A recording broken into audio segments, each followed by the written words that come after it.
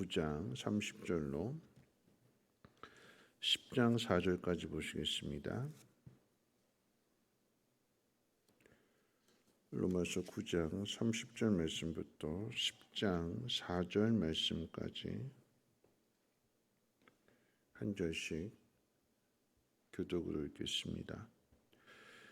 그런즉 우리가 무슨 말을 하리요? 의를 따르지 아니한 이방인들이 의를 얻었으니 곧 믿음에서 난 의요.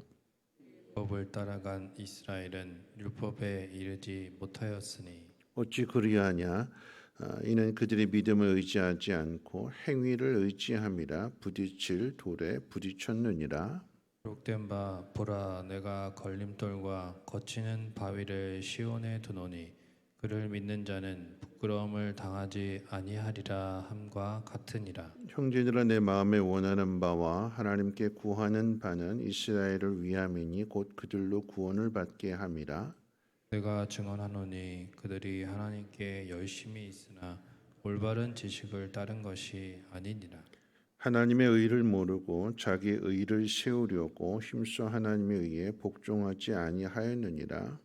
그리스도는 모든 믿는 자에게 의를 이루기 위하여 율법의 마침이 되시니라. 아멘. 바울은 9장 말씀과 이제 10장 말씀을 통해서 바울과 이방인과 유대인들의 믿음을 대조하고 있습니다. 그러니까 유대인들은 하나님의 율법을 맡았고 여인의 후손을 통한 구원, 좀 더 구체적으로 말씀을 드린다면 다윗의 후손을 통한 메시아의 구원을 약속받았음에도 예수 그리스도를 믿지 않았습니다.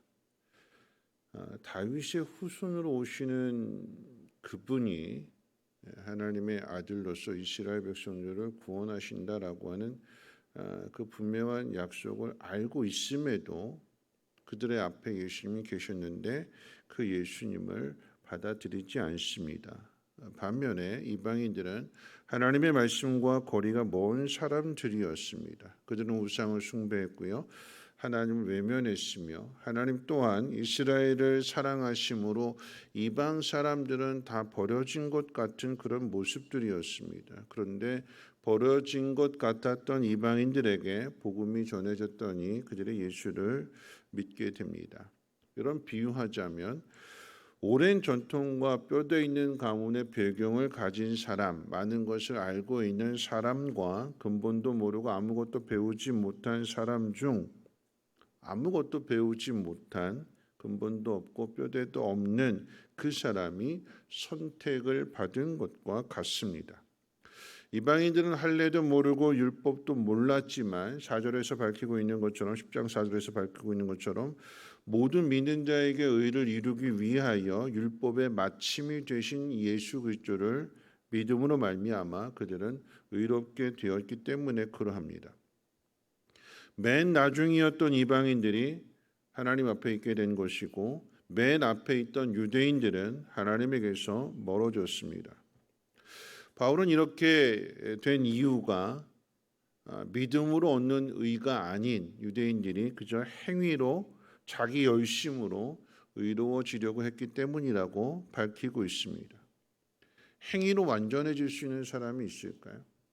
행위로 구원받고 행위로 하나님 나라에 들어갈 사람이 있을까요? 없습니다. 만일 행위로 온전해지는 사람이 있고 행위로 천국에 들어가는 사람이 있다면 예수님이 이 땅에 오실 필요가 없습니다. 그럼 이 사실을 뒤집어서 말씀을 드리면 율법을 지키는 행위로 완전해질 인간이 없기 때문에 예수님이 오셨다라고 하는 거죠. 그러면 우리가 완전해지는 길은, 의로워지는 길은 이 땅에 오신 예수님을 받아들이는 것이고 믿어야 된다라고 하는 의미가 됩니다. 결국 핵심은 예수님이 필요하냐, 필요하지 않느냐의 싸움이 됩니다. 유대인들은 예수님이 필요하지 않았고 이방인들은 예수님을 필요로 했습니다. 우리도 마찬가지예요. 우리가 열심히 예수님을 믿는다라고 하고 하나님 믿는다라고 하지만 정작 삶의 문제들 앞에서, 고난의 문제들 앞에서 예수님이 필요하냐 필요하지 않느냐, 여전히 내가 살아있고 내 힘이 살아있고 내가 가진 능력을 의지하고 믿는 사람은 예수님을 찾고 예수님 말씀대로 따르는 것보다는 자기 힘으로 자기 능력으로 그 문제를 해결하려고 합니다. 그런데 아무것도 갖지 않은 사람, 연약한 사람, 부족한 사람, 그 사람은 일찌감치 항복하게 되는 거죠. 내 힘으로 할 수 없습니다. 나를 도와주세요.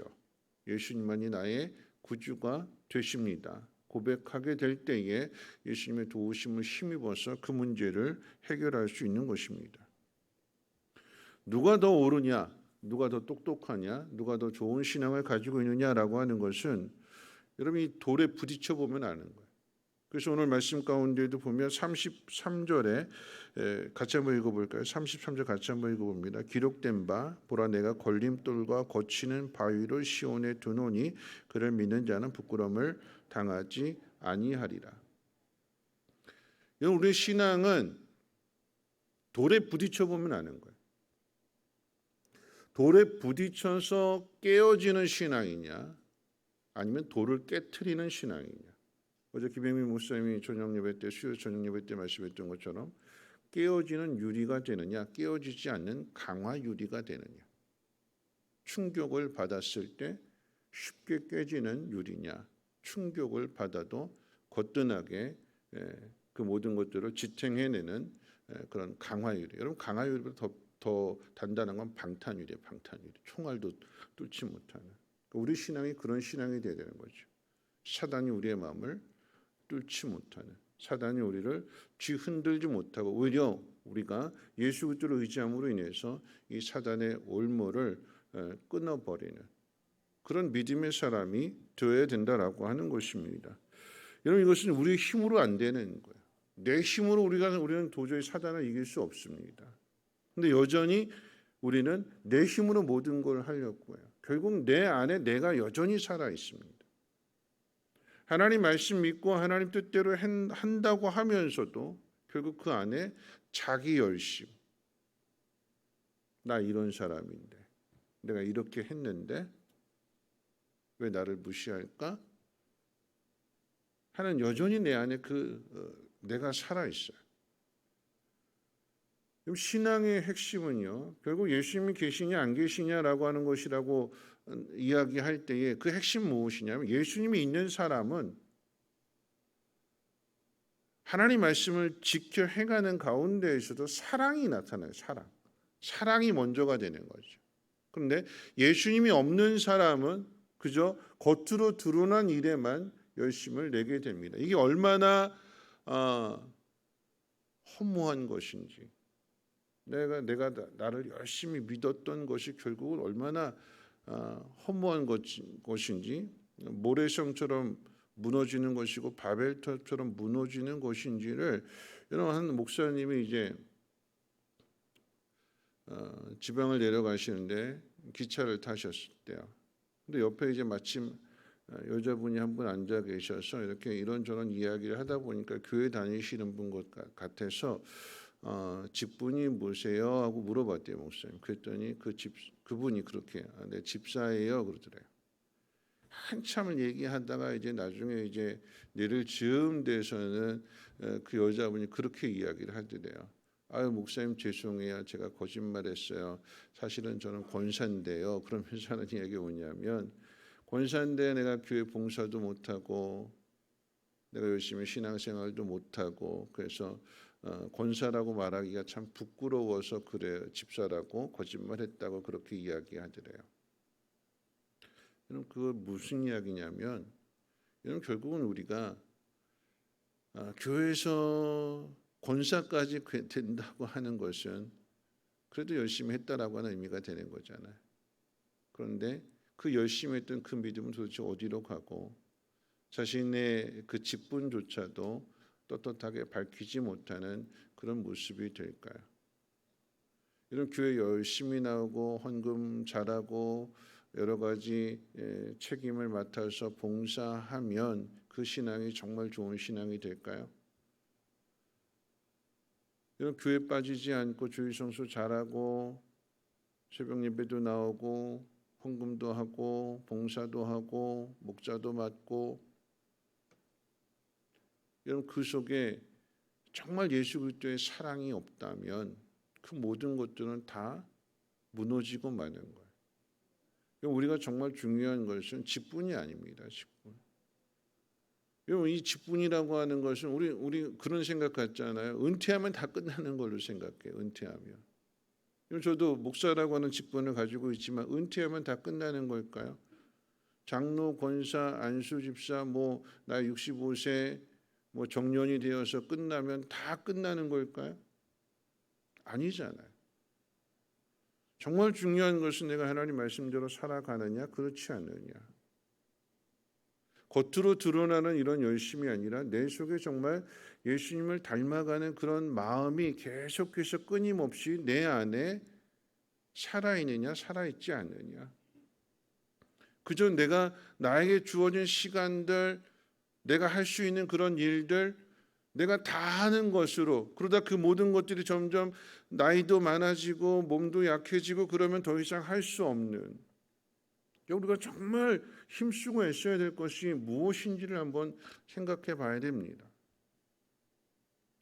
이제 어제 이제 유튜브를 잠깐 보는 가운데 이찬수 목사님의 그 유튜브에 잠깐 뜨면서 지난주에 설교 내용이었던 것 같아요. 설교 내용 가운데 그런 말씀하시더라고요. 이제 인천의 주한장로교회 이제 주승종 목사님 설교를 이찬수 목사님이 듣다가 그 이제 주승종 목사님께서 말씀하신 한 집사님의 간증 내용을 듣고는 이제 가슴이 먹먹했다고 이렇게 말씀하시는데 그 내용은 이런 내용입니다. 인천의 그 주한장로교회 다니시는 한 노 부부가 근데 코로나가 이제 처음 이제 딱 터졌을 그런 상황이었대요. 그러니까 몇 년 전인 거죠. 예배를 드리고 마치고 나서 이제 가다가 이제 점심 식사를 하기 위해서 식당을 찾는데 자주 가던 식당이 코로나로 인해서 문을 닫아버리게 되는. 그래서 이제 식당을 찾다가 이제 작은 허름한 분식점에 들어가게 됐고 들어갔는데 식당에는 아무도 없었고 그래서 이제 계세요 주인 계세요 그 자리에 앉아서 찾았더니 이제 작은 이제 쪽방에서 한 분이 나오시게 되는데 얼굴이 너무 안 돼 보이더래요. 주문을 하는데 쫄면 2그릇을 시키면서 이제 물어봤대요. 왜 이렇게 얼굴이 안 좋으세요? 어디 아프세요?라고 이제 물었더니 이제 코로나로 인해서 너무나 힘들고 어렵다라고 하는 거죠. 그래서 낙심이 돼가지고 들어 누워 있었다고. 그러면서 이제 어제도 잔치국수 3그릇 팔았다고. 장사도 너무 안 되고 힘들고. 그래서 이제 그런 이야기를 듣고는 쫄면 2그릇이 나왔는데 이 남자분이 먼저 그 쫄면을 딱 먹는 한 숟갈 딱 먼저 먹는데 음식 맛이 이상하더래요. 그래서 아내 보고 먹어보라고 했더니 아내가 딱 먹어보더니 콩나물이 상했다고. 그래서 이 남편분이 이제 주인을 불러가지고 이야기하려고 그랬는데 아내분이 제지를 하더래요. 여보 콩나물만 빼놓으면 얼마든지 먹을 수 있을 것 같아요.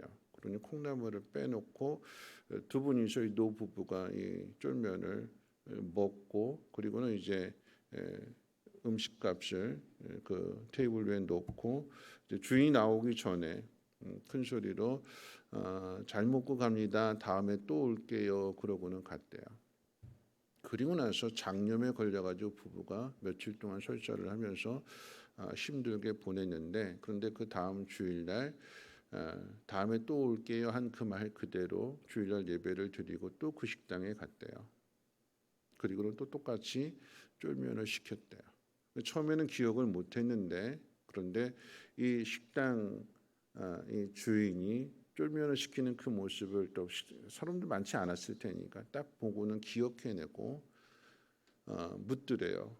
그날 식사 마치고 가시고 보니까 콩나물이 이렇게 따로 이렇게 건져져 있었는데 먹어봤더니 음식이 상했더라고. 그래서 콩나물을 가서 봤더니 콩나물이 상해 있었다고. 정말 죄송하다고. 몸 괜찮냐고 그랬더니 이 두 부부가 똑같이 약속도 한 것도 아닌데 괜찮다고 아무 이상 없다고. 그랬더니 그분이 이 두 분이 나가고 나서 콩나물이 그렇게 상했는데도 이의를 제기하지 않고 콩나물만 싹 빼놓고 비록 장염에 걸렸지만 그런데 그 모습을 보고 이분이 너무 위로가 돼서 엄청 울었대요. 어떤 위로였을까요? 세상이 힘들지만 코로나로 인해서 힘들지만 세상이 그렇게 악한 것만은 아니구나. 그러면서 이 노 부부가 그 뒤로 매일 주일 예배를 드리고는 꼭 이 식당에 가서 뭐 다른 메뉴를 바꿔가면서 1년 동안을 그렇게 주일 예배 드리고 가서 꼭 그 식당 가서 꼭 그 음식을 먹었는데 하루는 그러더래요. 저 어저께 지난주에 등록했어요. 저도 이제 교회 다니려고요. 이건 뭘까요? 사랑인 거죠. 사랑. 예수님을 닮아가는 그런 모습들인 거죠. 교회 다니는 것이 우리의 신앙이 아니라 교회 다니는 우리가 세상에 대하여 어제 이제 말씀이 우리가 세상으로 나가야 된다라고 하는 거잖아요. 그렇죠? 그럼 그 세상 속에서 뭘 보여줄 수 있느냐? 세상 사람들은 음식이 이상하면 이거 환불해달라고 어떻게 식당 하면서 이렇게 할 수 있느냐고 위생 좀 신경 쓰라고 나무랄 수 있고 뭐 이거 가지고 뭐 이렇게 내가 했으니까 뭐 고소한다 이렇게까지 이야기할 수도 있겠지만 정말 그분의 입장을 생각하게 되고 장사하는 사람의 입장을 생각하고 그리고 조용히 내가 할 수 있는 그 속에서의 최선을 다하는 그런 모습들, 배려하는 모습들, 여러분 이것이 사랑이 아닐까요? 예수가 있느냐 없느냐? 예수가 있는 사람은 예수님을 따라가는 거예요. 우리가 어디에 힘써야 되느냐? 오늘 말씀 가운데 유대인들은 자기를 드러내는 일에 힘을 썼다고 그랬어요. 우리가 정말 힘써야 되는 것은 나를 드러내고 나를 앞세우는 일에 힘을 쓰는 것이 아니라 예수님을 드러내고 예수님을 높이는 그 일에 힘써야 되는 거죠. 그게 신앙입니다. 유대인들과 이방인들의 차이가 어디에 있을까요? 유대인들은 하나님 말씀을 맡았대요. 약속도 받았대요. 그런데 하나님이 그 아들 예수 그리스도를 이 땅에 보내주셨을 때에 아무도 그 예수 그리스도를 믿지 않습니다. 반면에 이방인들은요.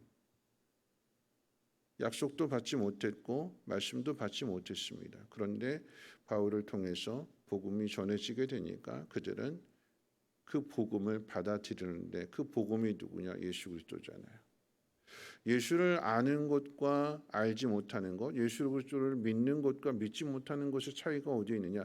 예수 그리스도를 알고 예수 그리스도를 믿는 사람은 하나님이 아들을 주시기까지 우리를 이렇게 사랑하신다라고 하는 것을 깨닫는 것이고 유대인들은 말씀을 맡았음에도 불구하고 하나님이 우리를 아들을 주시기까지 이렇게 사랑하신다라고 하는 그 사실을 깨닫지 못함으로 인하여서 그저 자기 열심으로 자기를 높이고 자기를 자랑하고 결국 그 안에는 내가 살아있는 거예요. 반면에 예수 그리스도가 살아있는 사람은 내가 죽고 누가 사느냐? 그리스도가 사는 거예요. 우리가 어떤 삶을 살아가야 될 것이냐? 우리의 신앙이 어떤 신앙이 될 것이냐? 돌에 부딪히는 신앙이 될 것이냐? 아니면 돌을 깨트리는 신앙이 될 것이냐? 이 돌을 깨트리는 신앙은 내 힘으로는 안 되는 거고요. 주님이 깨트려 주셔야 돼요. 우리는 그 주님을 신뢰하고 그 주님을 따라감으로 인하여서 우리가 힘이 있어서 능력이 있어서가 아닌 주님과 함께 동행함으로 인하여서 주님이 깨트려 주시는 그런 믿음의 삶을 살아가는 것입니다. 여러분 우리 힘으로 계란으로 바위를 깰 수 없잖아요. 그런데 그 계란 가운데에 있어서 그 계란을 움켜쥐고 있는 분이 주님이시라고 한다면 그 주님의 손이 그 바위를 깨트리는 것입니다. 깨지지 말고 깨트릴 수 있는 믿음의 삶을 살아갈 수 있는 우리 모두가 되시기를 주님의 이름으로 부탁을 드립니다. 우리 찬송가 463장 함께 찬송합니다.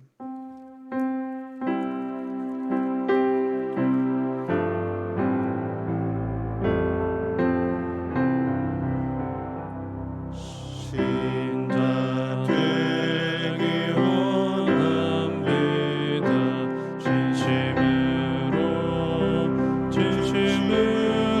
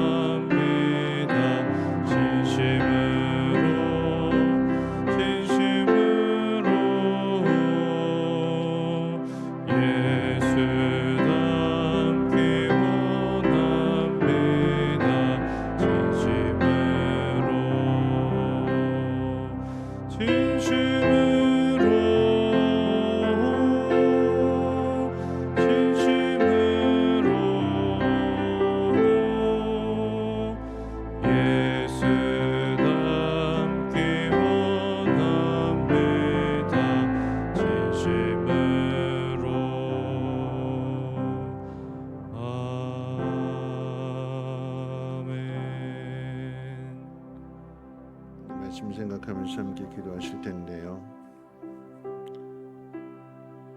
결국 신앙의 핵심은 예수님 계시냐 예수님 계시지 않느냐, 예수님 계신 것과 예수님 계시지 않은 것의 차이는 사랑으로 하느냐 사랑으로 하지 않느냐, 교회 나오는 일들, 예배를 드리는 일들, 봉사하는 일들, 직분을 맡은 모든 행위들, 거기에 사랑이 있느냐 그렇지 않고 그저 습관으로 하느냐, 그 차이가 되는 거죠.